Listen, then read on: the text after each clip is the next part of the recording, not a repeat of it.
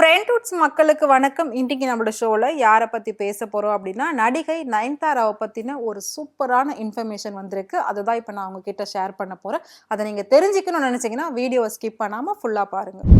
நடிகை நயன்தாராவை பற்றி நம்ம எல்லாருக்குமே தெரியும். எவ்வளோ பெரிய ஒரு லேடி சூப்பர் ஸ்டார்.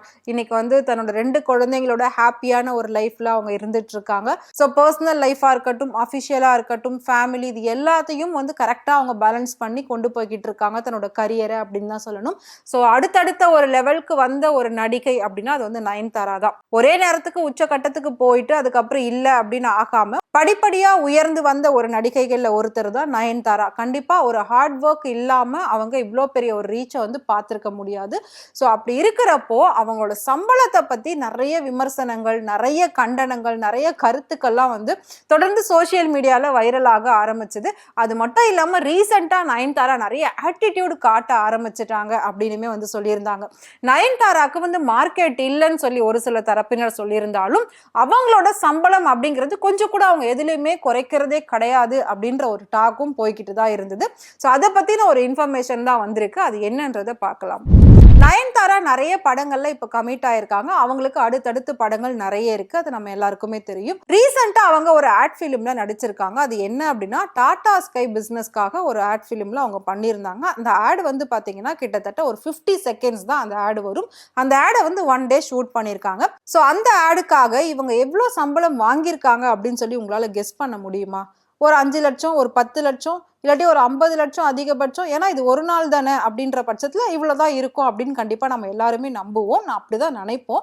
ஆனால் அப்படி கிடையவே கிடையாது. என்ன அப்படின்னா, அந்த டாடா ஸ்கை அந்த ஆடுக்காக நயன்தாரா 1 டே ஸ்பெண்ட் பண்ணியிருக்காங்க.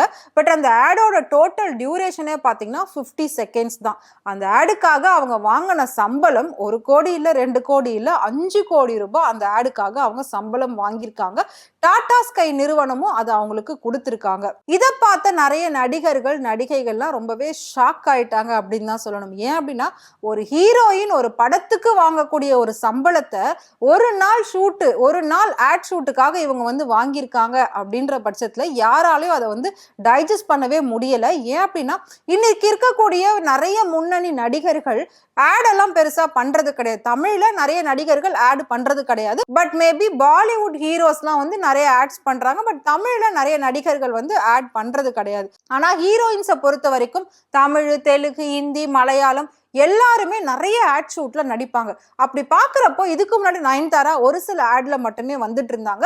அதுக்கப்புறம் காதல், கல்யாணம், குழந்தைங்க அப்படின்னு சொல்லி இருந்தாங்க. இப்போ மறுபடியும் அவங்க ஆட் ஃபிலிம்ல கான்சென்ட்ரேட் பண்ண ஆரம்பிச்சிட்டாங்க அப்படின்னு தான் சொல்லணும். ஸோ இவ்வளோ வருஷம் கழிச்சு அவங்க வர்றதுனால இந்த ஆடுக்கு மேபி 5 கோடி ரூபாய் அவங்க சார்ஜ் பண்ணியிருக்காங்க. அப்படி பாக்குறப்போ நான் சொன்ன மாதிரி அந்த ஆடோட மொத்த டியூரேஷனே 50 செகண்ட்ஸ் தான். அப்போ ஒரு செகண்ட்ஸ்க்கு நயன்தாரா 10 லட்சம் ரூபாய் சார்ஜ் பண்ணி 50 செகண்ட்ஸ்க்கு 5 கோடி ரூபாய் சம்பளமா வாங்கியிருக்காங்க. ஒரு செகண்டுக்கு 10 லட்சம் அப்படின்னா அது நம்மளோட லைஃப்ல கிடைச்சா நம்மளோட லைஃபே செட்டில் ஆயிடும். அந்த மாதிரி இருக்கும். ஸோ 50 செகண்ட்ஸ்க்கு 5 கோடி ரூபாய் இவங்க வந்து வாங்கியிருக்காங்க அப்படின்றது தான் இப்போ வந்திருக்க ஒரு ஹாட் நியூஸ் அப்படின்னு சொல்லலாம். ஸோ இதுதான் வந்து இப்போ நயன்தாரா சம்பளமா வாங்கிட்டு இருக்காங்க ஆட் ஃபிலிமுக்கு. ஸோ அதை தொடர்ந்து அவங்களுக்கு நிறைய படங்கள் கையிருப்பு இருந்துகிட்டு இருக்கு. ராக்காயி, மண்ணாங்கட்டி, மூக்குத்தி அம்மன் 2, இந்த மாதிரி நிறைய படங்கள் இருக்கு. நயன்தாராக்கு மார்க்கெட் இல்லை அப்படின்னாலும் அவங்களோட கைவசம் இவ்வளோ படங்கள் அடுத்து இருக்கிறதுனால அவங்க எதை தொட்டாலும் லட்சங்களை தாண்டி கோடிகள்ல தான் சம்பளம் அப்படிங்கறத அவங்க இப்போ ஃபிக்ஸ் பண்ணிட்டாங்க. அதனாலதான் அவங்க நிறைய சைட் பிசினஸ் எல்லாம் பண்ண ஆரம்பிச்சுட்டாங்க. மேபி இதனாலதான் விக்னேஷ் கூட வந்துட்டு பாண்டிச்சேரியில போயிட்டு ஒரு கவர்மெண்ட் ஹோட்டல்லே வேலை பேசியிருப்பாரு. இவ்வளவு சம்பாதிச்சா பின்ன வேலை பேசாம இருப்பாங்களா என்ன? அதனாலதான் அவர் பேசியிருக்காரு அப்படின்னு நினைக்கிறேன். ஸோ தப்பு அவங்க மேல இல்லை அப்படின்னு தான் வந்து நாம சொல்லணும். ஸோ பார்க்கலாம், லட்சங்களை தாண்டி ஆட் ஃபிலிம்க்கு கோடிகள்ல சம்பளம் வாங்கிட்டு இருக்க நயன்தாரா அடுத்தடுத்து என்ன பண்ண போறாங்க அப்படின்றதையும், உங்களுக்கு நயன்தாராவை பிடிக்கும் அப்படின்னு நினைச்சீங்கன்னா அவங்க வாங்கின சம்பளத்தை பத்தி நீங்க என்ன நினைக்கிறீங்க அப்படின்றத மறக்காம எங்களுக்கு கமெண்ட் பாக்ஸ்ல கமெண்ட் பண்ணுங்க. இதே மாதிரி சினிமாவை பத்தியும், சினிமா நடிகர் நடிகைகளை பத்தியும் நிறைய சுவாரஸ்யமான விஷயங்கள் டே பை டே அப்டேட் உங்களுக்கு தெரியணும்னு நினைச்சீங்கன்னா மறக்காம ஃப்ரெண்ட்வுட் சேனலை ஃபாலோ பண்ணிக்கோங்க.